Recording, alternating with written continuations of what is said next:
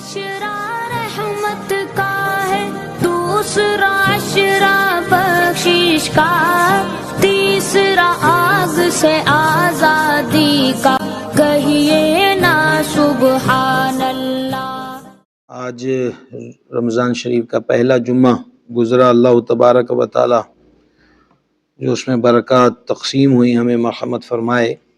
گزشتہ 2 دنوں سے ہم نے تکبر کے بارے میں جو احکام ہیں اور اس کی جو مذمت ہے اور اس کی جو علامات ہیں اس پر گفتگو کی۔ آج کے سلسلہ علم و ادب کا عنوان ظلم ہے۔ حضور سید العالمین صلی اللہ تعالی علیہ وآلہ وسلم نے ارشاد فرمایا، اللہ تعالی ظالم کو ڈھیل دیتا ہے مگر جب پکڑتا ہے تو پھر چھوڑتا نہیں۔ اس کے بعد حضور جان نور صلی اللہ تعالی علیہ وسلم نے سورہ ہود کی آیت نمبر 102 تلاوت کی، وَكَذَلِكَ أَخْذُ رَبِّكَ، ایسے ہی تیرے رب کی پکڑ ہے، اِذَا أَخَذَ الْقُرَى وَهِيَ ظَالِمَةٌ، جب وہ ظلم کرنے والی بستیوں کو پکڑتا ہے۔ تو ظلم جو ہے وہ جب معاشرے کے اندر عام ہوتا ہے تو اور لوگ اس کو روکتے بھی نہیں اور اس سے رکتے بھی نہیں، تو پھر بسا اوقات اس ظلم کی پاداش میں بستیوں کی بستیاں لپیٹ کے اندر آ جاتی ہیں۔ حضور سید العالمین صلی اللہ تعالی علیہ وآلہ وسلم نے ایک ضابطہ بیان فرمایا، تم زمین والوں پہ رحم کرو، عرشوں کا مالک تم پہ رحم فرمائے گا۔ اور حضور اقدس صلی اللہ تعالی علیہ وآلہ وسلم نے ارشاد فرمایا، جو رحم نہیں کرتا اس پر رحم نہیں کیا جاتا۔ ہمارے معاشرے کے اندر ظلم کی بے شمار مثالیں ہیں۔ اگر ہم ملازمین کے اعتبار کے ساتھ دیکھیں تو بعض بیوہ عورتیں اپنے یتیم بچوں کو دکانوں پر چھوڑ دیتی ہیں، چائے کی دکان پر، موٹر سائیکل مکینک بننے کے لیے، کسی درزی کی دکان پر، یا ویسے جھاڑو لگانے کے لیے، صفائی کرنے کے لیے۔ وہ نہایت چھوٹے بچے ہوتے ہیں۔ تو ظاہری بات ہے کہ ایک باپ کا سایہ سر سے اٹھ گیا، اور دوسرے نمبر پر یہ ہوا کہ اس کی تربیت کرنے والا کوئی نہیں ہے اور اس کی اصلاح کرنے والا کوئی نہیں ہے، اور پھر باہر کا معاشرہ کب کسی کے کام آتا ہے؟ ہر ایک اپنی دھن میں اور اپنی لگن میں مصروف ہے۔ ایسے امور میں غلطیوں کا ہو جانا ناممکنات میں سے نہیں ہوتا، لیکن سوشل میڈیا ہمیں یہ معاملات دکھاتا ہے کہ زد و کوب کیا جاتا ہے، لوہے کے راڈ، ڈنڈوں کے ساتھ، تاروں کے ساتھ، اور وہ بچہ بیچارہ پاؤں سے لپٹتا ہے، معافیاں مانگتا ہے۔ یہ ایک منظر نہیں ہے، اور یہ چند مناظر بھی ہوں تو یہ وہ ہیں جو کسی کیمرے کی آنکھ نے محفوظ کر لیے۔ باقی اس زمین پر روزانہ کیا سے کیا ہوتا ہے۔ دوسرے نمبر پر ایک اور صورتحال ہے، اور وہ صورتحال ہے گھریلو ملازموں اور ملازماؤں کا معاملہ۔ وطن عزیز پاکستان میں آئے دن یہ خبریں بریک ہوتی ہیں کہ گھریلو ملازمہ پہ تشدد ہوا۔ اللہ و رسول عالم بالصواب، اس خبر کی حقیقت کتنی ہے اس سے ہمیں غرض نہیں ہے، لیکن یہ ایک حقیقت ضرور ہے کہ ایسے معاملات بھی روز بروز بڑھتے جاتے ہیں اور نگاہوں کے سامنے ہیں۔ عمومی طور پر دیہاتوں میں غریب گھرانے سے تعلق رکھنے والے لوگ بڑے شہروں کے اندر اپنی بچیوں کو بھیجتے ہیں گھروں کا کام کاج کرنے کے لیے، کپڑوں کی دھلائی اور گھر کی صفائی کے لیے۔ تو اس وقت سوائے اللہ تعالیٰ کے آسرے کی اور کیا ہے؟ تو وہی بات جو کل بھی ہم نے ذکر کی کہ غرور اور تکبر ہو تو یہ بھی اس کے اندر شامل حال ہو جاتا ہے۔ تو اس قسم کے ظلم کی داستانیں گھریلو ملازماؤں کے اعتبار سے بھی نگاہوں کے سامنے ہیں۔ تیسری ایک ظلم کی مثال ہم دیکھتے ہیں، جب کوئی عورت بیوہ ہو جائے اور بیوہ ہونے کے بعد وہ اپنے ہی سسرال میں مستقل قیام پذیر ہو، تو شوہر کا سایہ سر سے اٹھنے کے بعد وہ رویے نہیں رہتے جو رہنے چاہیے۔ یکسر گھریلو ماحول تبدیل ہو جاتا ہے اکثر مقامات پر۔ تو پھر ان کے ساتھ جو رویے ہوتے ہیں، ایک ایک فرد کی بات، ایک ایک گھر میں رہنے والی عورت کی بات، تلخ جملے، تکلیف دہ باتیں، یہ بھی ایک ظلم کی ایک کیٹیگری اور ایک شعبہ ہے جو اس زمین پر روا رکھا جاتا ہے۔ چوتھے شعبے کی طرف ہم آئیں تو نوجوانوں کے چھوٹے چھوٹے گروپ بنے ہوئے ہیں، محلے کی بنیاد پر، کالج یونیورسٹی کی بنیاد پر، علاقے کی بنیاد پر، برادری کی بنیاد پر، سیاسی پارٹیوں کی بنیاد پر اور بعض مذہبی بنیادوں پر بھی یہ سلسلے نگاہوں کے سامنے آتے ہیں۔ اب ان لوگوں نے اپنے گروپ بنائے ہوئے ہیں، واٹس ایپ گروپ بنائے ہوئے ہیں، وہ کسی سے کھہ بہ ہو گئی بازار کے اندر تو بس ایک میسیج ڈالا اور سب کے سب وہاں پہنچ جائیں گے اور نہ پوچھیں گے قصور کس کا ہے یا ہوا کیا ہے، یا ہو جاتا ہے تو بیچ بچاؤ کی بجائے آتے ہی دادا گیری دکھانا، آستینے چڑھا لینا اور جو ہاتھ میں آیا وہ اس پر مار استعمال کر دینا، یہ بھی ایک اس زمین پر ظلم کے انداز اور مناظر ہیں جو تقریباً آئے روز دیکھنے اور سننے کو ملتے ہیں۔ اسی طرح ظلم کی ایک اور مثال اور ایک اور سلسلہ، بڑے بڑے جاگیردار، ذمہ دار یا سیاسی اعتبار کے ساتھ بھی یا دنیاوی عہدوں کے اعتبار سے بھی لوگ ہیں، کیونکہ بدقسمتی کے ساتھ آج بھی اونچ نیچ کا فرق قائم ہے، حالانکہ حضور سید العالمین صلی اللہ تعالی علیہ وسلم نے اس فرق کو مٹایا، اور میرے آقا علیہ السلام نے خطبہ حج میں واضح طور پر فرما دیا کہ کسی گورے کو کالے پر اور کالے کو گورے پر بوجہ رنگت کوئی فوقیت حاصل نہیں، اسی طرح کسی عربی کو عجمی پر اور عجمی کو عربی پر بوجہ قومیت کوئی فوقیت اور بالادستی نہیں ہے۔ اللہ جل جلالہ کے دربار میں عزت شان والا وہ ہے جو تقوی والا ہے۔ اس کے باوجود بھی یہ ہے، جیسا کہ ہم نے کل گزارش کی، کہ جو کاما ہوگا اور جس کو کمی کہتے ہیں یا مزارہ ہوگا، یہ تو ہو ہی نہیں سکتا کہ وہ ذمہ دار اور چودھری کے برابر میں بیٹھ جائے، وہ نیچے ہی بیٹھے گا۔ یہ آج تک بھی ہے، 2025 میں بھی یہ معاملہ بالکل موجود ہے، اور اس وطن عزیز پاکستان میں بھی ہے اور دیگر ممالک کے اندر بھی، خصوصاً ایشیا کے اندر یہ وبا بہت زیادہ ہے۔ تو اب ان کے ساتھ بھی ایسا ہی ہوتا ہے کہ کوئی چھوٹی موٹی غلطی ہو گئی، ہم غلطیوں کا دفاع نہیں کر رہے۔ اگر کسی نے اپنے مالک کی، سیٹھ کی، چودھری کی، ذمہ دار کی کچھ چوری کی ہے، حق تلفی کی ہے وغیرہ وغیرہ، تو اس نے بالکل غلط کیا ہے، لیکن اس کو اس کی سزا جرم کے مطابق ہونی چاہیے۔ یہ نہیں ہے کہ اس کی سزا یہ ہو کہ اس کو رسوا کر دیا جائے، بے لباس کر دیا جائے، درختوں رسوں سے الٹا لٹکا دیا جائے، اور پھر جو ہاتھ میں آیا وہ استعمال کیا جائے، اور کبھی ایسا ہوتا ہے بیچارے ہمیشہ کے لیے معذور ہو جاتے ہیں، اور پھر ان غرباء کی تھانے کچہری تک کیا رسائی ہے کہ کوئی ان کا پرسان حال ہوگا۔ لیکن ان تمام ظلم کے ضابطوں اور انداز کو اختیار کرنے والوں کو یہ بات ذہن نشین کر لینی چاہیے کہ سید العالمین خاتم النبیین صلی اللہ تعالی علیہ وسلم نے ارشاد فرمایا، مظلوم کی بد دعا سے بچ، کیونکہ مظلوم اللہ تبارک و تعالی سے اپنا حق مانگے گا جب اس پہ زیادتی ہوئی ہے اور دنیا میں زمین پر کوئی اس کی سننے والا نہیں ہے، تو پھر ایک ہی دروازہ ہے، وہ رب کے حضور فریاد کرے گا، عرض کرے گا، آہو بکا کرے گا۔ تو وہ اس آہو بکا میں اپنا حق مانگ رہا ہے۔ میرے آقا علیہ السلام فرماتے بچ جا مظلوم کی بد دعا سے، کہ وہ رب تعالیٰ سے اپنا حق مانگے گا، اور کسی حق والے کے حق سے اللہ تبارک و تعالی منع نہیں کرے گا۔ یہ حدیث مبارک جو میں نے آپ کو سنائی ہے، امام بہقی رحمہ اللہ نے شعب الایمان کے اندر اس کو نقل کیا۔ ظاہری بات ہے جب وہ اپنا حق مانگے گا تو حق دلایا جائے گا۔ قیامت والے دن تو یہ ہو ہی نہیں سکتا کہ اگر کسی سے دنیا میں بدلہ نہ لیا گیا تو یہ ہو ہی نہیں سکتا کہ وہ روز محشر بچ جائے، سوائے اس کے کہ وہ مظلوم ہی اس کو معاف کرے۔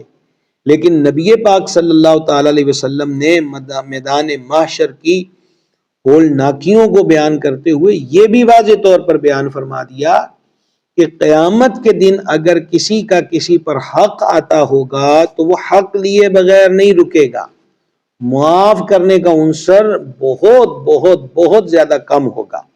اس سلسلے میں ایک اور حدیث پاک سماعت فرما لیجئے، صحیح بخاری کتاب المظالم باقاعدہ چیپٹر ہے اس صحیح کے اندر، نبی کریم صلی اللہ تعالی علیہ وآلہ وسلم نے ارشاد فرمایا جس کے ذمے اس کے بھائی کا کوئی حق ہو وہ آج اس سے معاف کرا لے، یعنی کہ اب جیتے جی معاف کروا لے اس سے، اس جہان کے اندر، اس دنیا کے اندر، اس سے پہلے کہ نہ اشرفی ہوگی نہ روپیہ ہوگا۔ قیامت والے دن نہ تو رشوت چل سکے گی، نہ یہ ہوگا کہ کوئی روپیہ پیسہ ہے تو اس بندے کو یار تو پیسے لے لے اور مجھے معاف کر دے۔ یہ تو قیامت کے دن روپیہ پیسہ ہے ہی نہیں، اس کا چلن ہی نہیں ہے، بلکہ اس کے عمل صالح کو بقدر حق لے کر دوسرے کو دے دیے جائیں گے، اور اگر اس کے پاس نیکیاں نہیں ہوں گی تو دوسرے کے گناہ اس پر لاد دیے جائیں گے۔ اب قیامت کے دن چھٹکارا کس سے ہوگا؟ اپنی نیکیاں مظلوم کو دے کر، اور اگر اپنی نیکیاں بھی مظلوم کو دے کر پلڑا بیلنس قائم نہ ہوا تو اب مظلوم کے گناہ ظالم کے کھاتے میں ڈال دیے جائیں گے، اور پھر انجام کار کیا ہوگا؟ دلوں کو دہلا دینے والی ایک حدیث شریف ہے، یہ حدیث مبارک صحیح مسلم کتاب البر والصلہ کے اندر موجود ہے کہ ایک دن حضور اقدس صلی اللہ تعالی علیہ وآلہ وسلم نے ارشاد فرمایا تمہیں معلوم ہے کہ مفلس کون ہے؟ مفلس کہتے ہیں کنگال کو۔ تو راوی کہتے ہیں کہ ہم نے عرض کی یا رسول اللہ علیہ الصلوۃ والسلام، ہمارے ہاں ہمارے نزدیک تو مفلس وہ ہے کہ جس کے پاس نہ روپیہ ہے، نہ متاع، نہ زمین، نہ جائیداد، نہ مکان، نہ کھیت، نہ باغ، نہ کھلیان، کچھ بھی نہ ہو، روپیہ پیسہ جیب بھی خالی ہو، ہم اس کو مفلس کہتے ہیں۔ حضور اقدس صلی اللہ تعالی علیہ وآلہ وسلم نے ارشاد فرمایا میری امت میں مفلس وہ ہے کہ قیامت کے دن نماز، روزہ، زکوٰۃ لے کر آئے گا، یعنی اعمال صالحہ کی کثرت اس کے پاس ہوگی، لیکن ساتھ اس حال میں آئے گا کہ کسی کو اس نے گالی دی ہے، کسی پر تہمت لگائی ہے، کسی کا مال کھایا ہے، کسی کا خون بہایا ہے اور کسی کو مارا ہے۔ اب ذرا آپ اس فہرست کو دیکھ لیں جو حضور اقدس صلی اللہ تعالی علیہ وآلہ وسلم نے بیان فرمائی ہے۔ نمبر 1، کسی کو گالی دی ہے، یہ بھی ظلم ہے، کسی پر تہمت لگائی ہے۔ آج سوشل میڈیا تہمتوں کا ایک بارونق بازار ہے، مذہب سے لے کر سیاست تک، سیاست سے لے کے تجارت تک، تجارت سے لے کر کھیل کی دنیا تک، الغرض کسی بھی شعبے میں دیکھیں تو یہاں تہمت لگانا جو ہے وہ کوئی مشکل امر سمجھا نہیں جاتا۔ جھوٹی خبروں کو فروغ دیا جاتا ہے جس کو فیک نیوز کہتے ہیں، ایک دوسرے پہ بہتان باندھے جاتے ہیں، یہاں تک کہ ایڈٹ شدہ ویڈیو بنا کر، تصاویر بنا کر دوسروں کو محض ذلیل و رسوا کرنے کے لیے یہ طریقہ کار بھی اختیار کیا جاتا ہے۔ تو یہ تہمتیں جو ہیں اور اس کو عام کر دینا، اور پھر آگے ایک بندہ تو جرم کر ہی رہا ہے کہ وہ غلط، جھوٹ، تہمت کو فروغ دیتا ہے، آگے اس کو جو شیئر کرنے والے ہیں وہ اس ظلم اور جرم میں برابر کے شریک بن جاتے ہیں، جبکہ کسی بھی خبر کو عام کرنے سے قبل تحقیق کا حکم ہمیں اللہ تعالیٰ نے دیا اور اس کے حبیب اقدس صلی اللہ تعالی علیہ وسلم نے دیا، اور حضور سید العالمین علیہ الصلوۃ والتسلیم نے واضح طور پر فرمایا آدمی کے جھوٹے ہونے کے لیے یہی بات کافی ہے کہ وہ ہر سنی سنائی بات کو آگے کر دے۔ تو یہ حضرات بھی اس کے اندر بالخصوص جو مذہبی طبقہ ہمارا ہے ان کی خدمت میں بھی گزارش ہے کہ آپ اللہ اور اس کے رسول کے دین کو عام کریں، جو حق بات ہے وہ کریں۔ مرچ مسالے لگانے، ذاتی اناج کی بنیاد پر دوسرے کی پگڑیوں کو اچھالنا اور دوسروں کو رسوا کرنے کی کوشش کرنا، آپ بھول گئے ہیں کہ عزت اور ذلت کا معیار میرے اور آپ کے مزاج پر منحصر نہیں ہے، بلکہ اس کا لیول وَتُعِزُّ مَن تَشَاءُ وَتُذِلُّ مَن تَشَاءُ ہے۔ تو آج کیا ہوگا؟ کسی کے خلاف جھوٹی خبر جھوٹی بات عام کر دیں گے تو کیا ہوگا؟ آپ کے جو فرینڈ ہیں ان کی تعداد مان لیجئے کہ لاکھوں میں بھی چلی گئی، تو پھر بھی ایسا تو نہیں ہے کہ دنیا کے ہر فرد تک آپ کسی کے بارے میں غلط بات کو پہنچا سکیں گے، یا ہر بندہ آپ کی غلط بات کو درست تسلیم کر بھی لے گا جو حق پسند ہوگا۔ لیکن روز معاشر جو اس کا انجام ہے اور جو بازار رسوائی اور سامان رسوائی ہے، وہ پھر ایک بندے تک نہیں ہوگا، وہ اولین و آخرین تک سب کے سامنے جب یہ چیزیں آئیں گی تو خود سوچئے کہ یہ سودا کتنا گھاٹے کا ہے، اور اس وقت کفے اسد ملنے کا کوئی رزلٹ برآمد نہیں ہوگا۔ اسی لیے میرے آقا علیہ الصلوۃ والسلام نے فرمایا کسی کے ذمے کوئی بھی حق ہے وہ آج معاف کروا لے، آج معاف کروا لے۔ دوسرا ہے کسی کا مال کھایا، کئی طریقے اس کے چوری کرنا، جیب کترنا، ڈاکے مارنا، رشوت کا لین دین کرنا، سود ہے، جوئے میں دوسرے سے رقم کو جیت جانا۔ اسی طرح گاہک کے حقوق پر بھی ہم نے گفتگو کی ہوئی ہے، اور دکاندار کے حقوق پر بھی ہم، یہ چھٹا سال ہے ہمارا رمضان المبارک میں، تو یہ ساری چیزیں ہمارے پیج پر موجود ہیں۔ اللہ تعالیٰ توفیق دے تو ان کو نکال کر سن لیا کریں، انشاءاللہ آپ کو قرآن و حدیث ہی ملے گا، اولیاء اور صحابہ اہل بیت کی باتیں ملیں گی۔ تو میں آپ کی خدمت میں عرض یہ کر رہا تھا کہ گاہک کا حق یہ ہے کہ وہ آپ سے ایک نمبر چیز مانگ رہا ہے، لیکن آپ اس کو دھوکہ دے دیں گے تو یہ بھی اس کا مال ناحق لینا ہے۔ یا پھل والا، سبزی والا، یا اس قسم کی دیگر اجناس والا، وہ ذرا سا کسی کا چہرہ دائیں بائیں ہوا تو وہ لفافے کے اندر دوسری داغی چیز کو، ناقص چیز کو ڈال دے، تو یہ بھی اس نے پیسے اس نے اصل کوالٹی کے لیے ہیں اور چیز اس نے اس کو خراب دی ہے، تو یہ بندہ بھی دوسرے کا مال کھانے والوں میں شمار ہے۔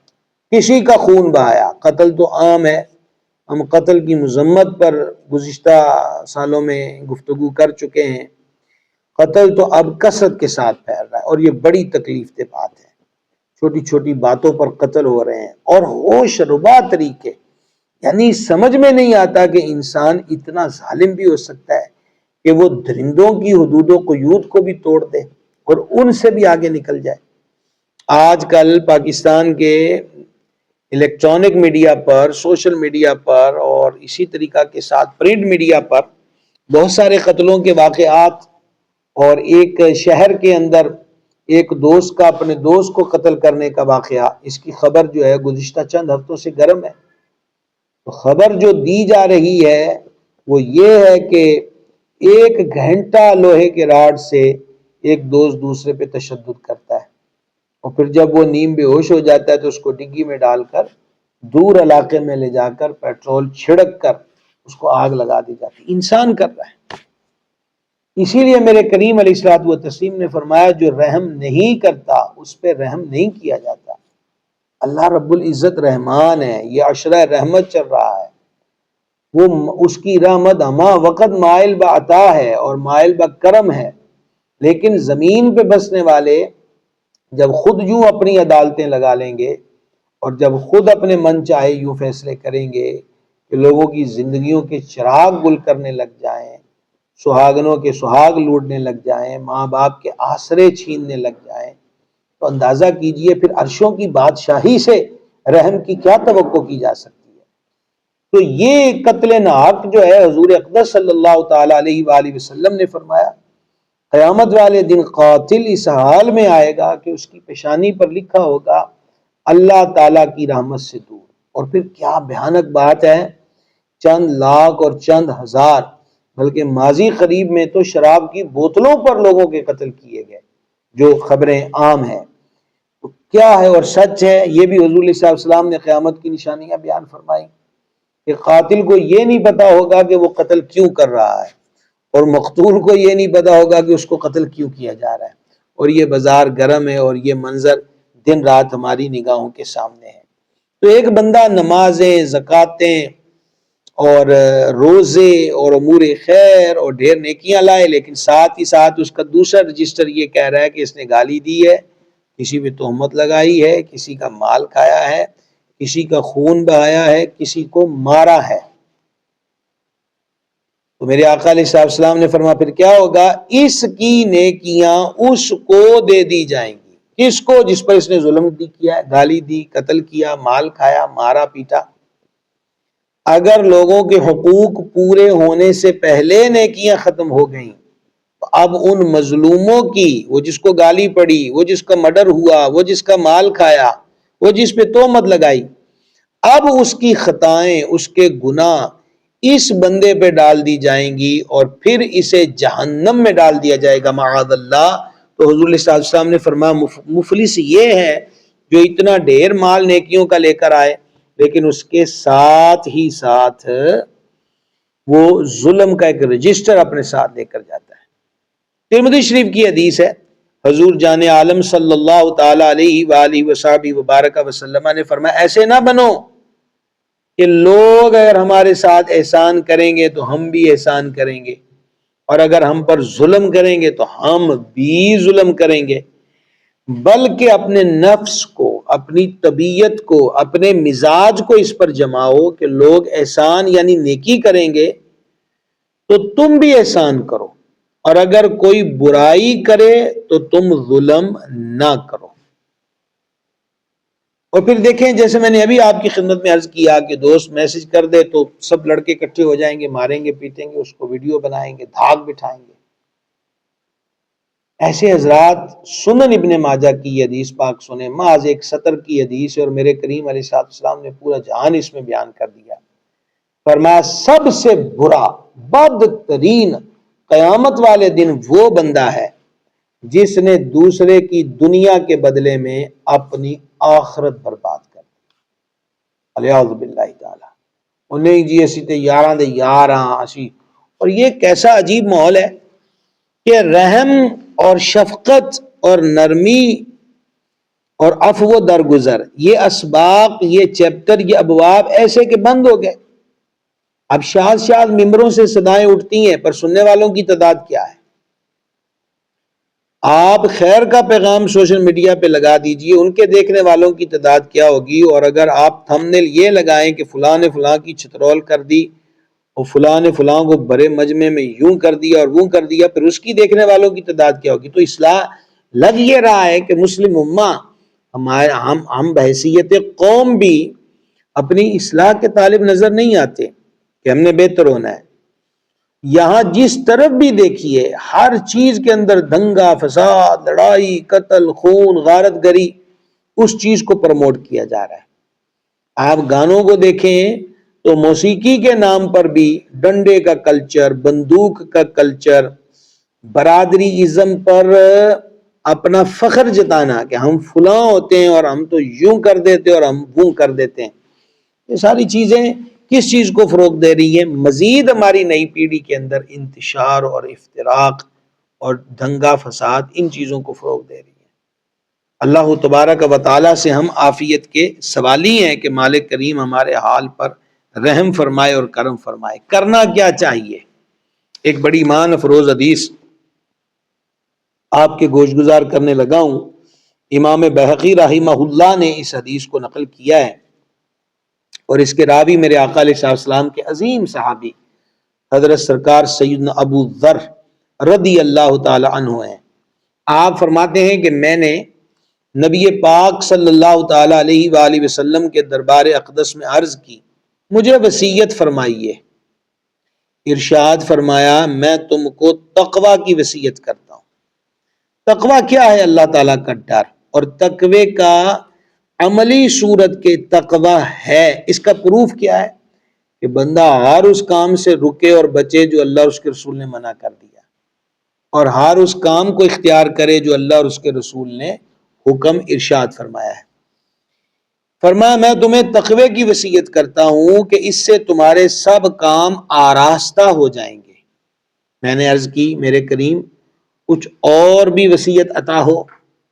فرمایا کہ تلاوت قرآن اور اللہ تعالیٰ کے ذکر کو لازم کر لو کہ اس کی وجہ سے تمہارا ذکر آسمان میں ہوگا۔ سبحان اللہ الکریم۔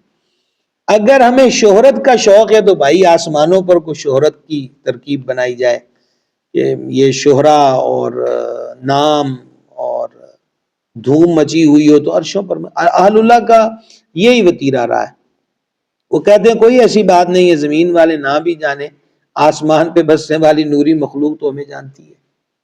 جبریل امین علیہ الصلوۃ والتسلیم نے ایک دن نبی کریم صلی اللہ تعالی علیہ وسلم کے دربار انور میں عرض کی، آقا یہ جو آپ کے عثمان ہے نا، آسمان کے فرشتے ان سے حیا کرتے ہیں. تو اصل اسٹیٹس مقام تو یہی ہے کہ دھومیں بندے کی عرش پر پڑی ہوں. یوں ہی میں اکثر سخاوت اور خیرات، کھانا کھلانے، راشن بانٹنے والوں سے ملتمس ہوا کرتا ہوں، عرض گزار ہوا کرتا ہوں. یہ تنقید نہیں ہے، محض ایک درد دل اور گزارش ہے کہ آپ ان کو تصاویر اور ویڈیو میں مت لے کر جائیے بلا ضرورت. ہاں کہیں بڑے پیمانے پر جب ضرورت ہو، وہ بھی نیت یہ ہو کہ اور لوگوں کو دیکھ کے رغبت مل جائے. اور ظاہری بات ہے کہ اس نیت کا حال وہ دل والا بندہ بخوبی جانتا ہوتا ہے کہ اس کے خود من کے اندر کیا ہے. تو کچھ تصویریں فرشتوں کو بنانے دی جائیں گے، وہ رکھ لیں بھائی صاحب، اور وہ قیامت کے دن ہمارے رجسٹر میں لگا کے دے دیں کہ یہ اس نے نیکیاں کی ہیں. تو فرمایا ایک قرآن پاک کی تلاوت، ایک اللہ پاک کا ذکر، یہ لازم کر لو. کثرت سے تلاوت قرآن، کثرت سے ذکر الہی، اس کی وجہ سے تمہارا ذکر آسمان میں ہوگا اور زمین میں تمہارے لیے نور ہوگا. سیدنا ابو ذر رضی اللہ تعالی عنہ نے عرض کی، حضور کچھ اور ارشاد فرمائیے. کیا کمال کے لوگ تھے. فرمایا کثرت کے ساتھ اکثر خاموشی کو اپنے اوپر لازم کر لو. زیادہ چپ رہو، زیادہ خاموش رہو. اور جب زیادہ خاموش رہو گے تو نتیجہ کیا ہوگا؟ فرمایا اس سے شیطان دفع ہوگا اور تمہارے دین کے کاموں میں مدد دے گی جو خاموشی ہے. حدیث پاک میں فرمایا من صمت نجا، جو چپ رہا وہ نجات پا گیا.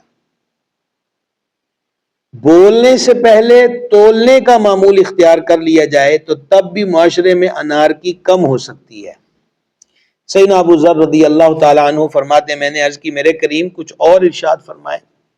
فرمایا زیادہ ہنسنے سے بچو کہ یہ دل کو مردہ کر دیتا ہے اور چہرے کے نور کو دور کرتا ہے.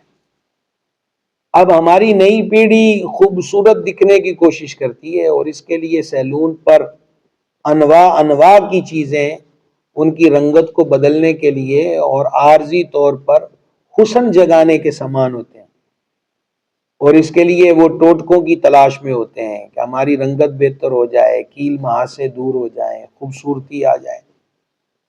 تو وہ تو سارا چارہ کر لیا ہے، لیکن یہ جو معاملہ ہے کہ زیادہ ہنسنا دل کو مردہ کر دیتا ہے اور چہرے کے نور کو دور کر دیتا ہے. اصل روحانیت کو اور نورانیت کو پانے کا نسخہ یہ کریم بھی تو استعمال کر کے دیکھیں.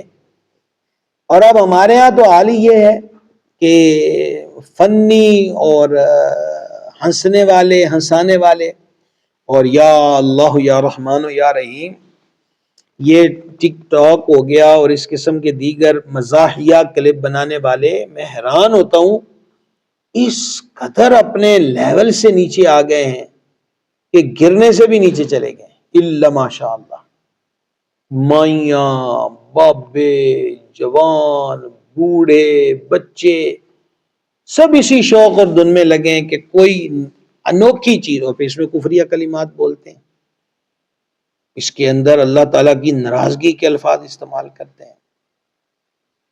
اور شوق کیا پڑا ہے کہ دیکھنے والوں کی تعداد یہ، پھر اس سے جو آمدن ہوتی ہے وہ الگ چیز ہے. تو زیادہ ہنسنا، مسکرانا چاہیے، مسکرانا سنت ہے. کوئی مذاق کی بات ہو گئی، ہنسی بھی آ گئی تو قہقہے سے اپنے آپ کو بچایا جائے. ایسا نہیں ہے کہ ہمارا دین کہتا ہے کہ ہر وقت تم موڈی بن کے رہو یا منہ بنا کے رہو. سنجیدگی اور چیز ہے، اور خندہ پیشانی، لب پہ مسکراہٹ. میرے آقا اعلیٰ حضرت رحمۃ اللہ علیہ حضور علیہ السلام کی مسکراہٹ کے بارے میں کہتے ہیں کہ جس کی تسکین سے روتے ہوئے ہنس پڑے، اس تبسم کی عادت پہ لاکھوں سلام. سیدنا ابو ذر رضی اللہ تعالیٰ عنہ نے عرض کی حضور کچھ اور وصیت ارشاد ہو. فرمایا حق بولو اگرچہ کڑوا ہو، سچ بولا جائے، حق بات کہی جائے، حق پر رہا جائے. میں نے کہا مزید رحم ہو، کچھ اور وصیت ارشاد ہو. فرمایا اللہ تعالیٰ کے بارے میں ملامت کرنے والے کی ملامت سے نہ ڈرو. تم حق پر ہو، حق عقیدے پر، حق عمل پر، اور اب لوگ اس حق کی وجہ سے تمہیں اپنے الفاظ اور طعن و تشنیع کا نشانہ بناتے ہیں، تو ان کی ملامت کا کوئی ڈر اور خوف نہیں رکھنے کی ضرورت۔ میں نے عرض کیا مزید کچھ ارشاد ہو؟ فرمایا تم کو دوسرے لوگوں سے روکے وہ چیز جو تم اپنے نفس سے جانتے ہو، یعنی جو اپنے عیب کی طرف نظر رکھے گا وہ دوسروں کے عیب میں نہ پڑے گا، اور کام کی بات یہ ہے کہ اپنے عیب پہ نظر کی جائے تاکہ اس کے زائل کرنے کی کوشش کی جائے۔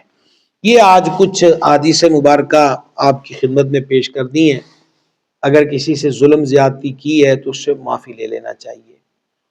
اور ایک حدیث میں مضمون ہے کہ حضور صلی اللہ علیہ وسلم نے فرمایا آج اپنے معاملات کو کلیئر کر لو، اور یہ فرماتے ہوئے کریم کی آنکھوں سے آنسو جاری ہو گئے۔ حساس معاملہ ہے قیامت کا، اور ہم اسے اگنور کر رہے ہیں اور ہم سمجھ رہے ہیں کہ بس یہ مولوی ملا کی باتیں ہیں، اور پھر اس پر شاعریاں ہو گئیں، قوالیاں ہو گئیں، گیت بننے لگ گئے کہ جب حساب ہوئے گا تو دیکھا جائے گا۔ کس سے دیکھا جائے گا بھائی صاحب؟ بہت مشکل ہے، بہت مشکل ہے۔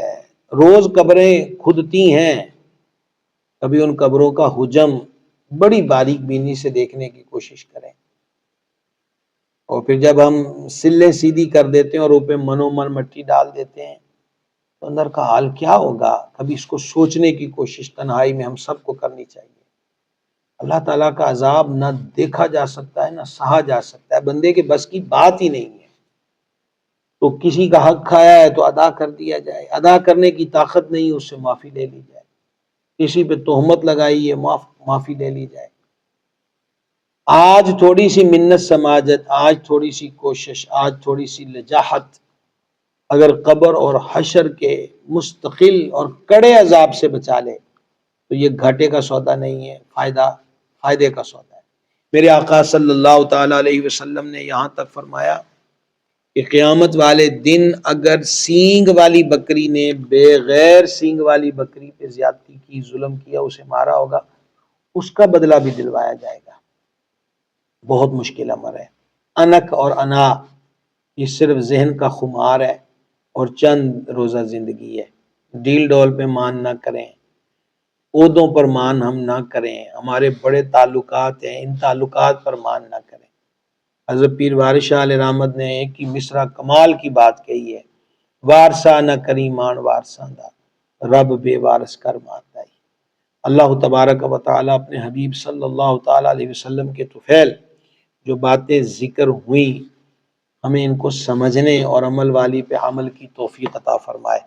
کل انشاءاللہ عز و جل عزیز رشتہ داروں سے اچھے سلوک کی فضیلت و برکت اور اہمیت کیا ہے، ہم اس پر انشاءاللہ گفتگو کریں۔